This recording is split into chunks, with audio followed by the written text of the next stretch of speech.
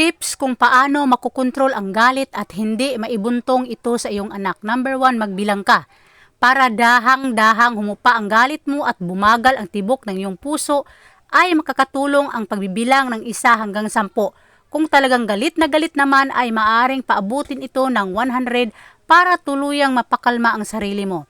Number 2, mag-inhale at exhale. Kapag tayo ay galit ay bumabaw at bumibilis ang ating hininga. Kaya ang pag-i-inhale at exhale kapag galit ay makakatulong para maibalik sa ayos ang iyong paghinga at pati ang galit mo ay humupa. Number 3, maglakad-lakad ka o mag-exercise. Ang pag-exercise ay kayang pakalmahin ang iyong mga nerves na nakakapagbawas ng iyong galit. Maaring gawin ito sa pamamagitan ng paglakad-lakad, pagbabike o pagtakbo, o kaya naman kahit anong activity na magdudulot ng paggalaw ng iyong katawan at isipan.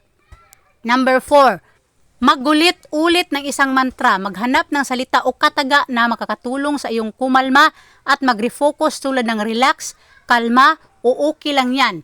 Ulitin ang salitang ito ng paulit-ulit kapag ikaw ay galit. Number 5, mag-stretching. Ang pag-stretch ng katawan ay makakatulong para makontrol ang iyong katawan at emosyon. Ilan sa simpleng stretching exercise na pwede mong gawin ay neck at shoulder rolls. Number 6, pumunta sa tahimik na lugar. Kapag nakakaramdam ng galit, mabuting umalis sa lugar na nakakagalit sa iyo. Magpunta sa isang lugar na tahimik, saka ipikit ang iyong mata at mag-imagine ng lugar o eksena na makakapag-relax o makapagpasaya sa iyo. Number 7, makinig ng music. Para maitaboy ang iyong galit ay maaari ring magpatugtog ng music. Mas mabuti kung ito ay club music na ikaw ay mapapasayaw o kaya naman ay pop music na maaari mong sabayan. Number 8, manahimik ka muna at huwag magsalita.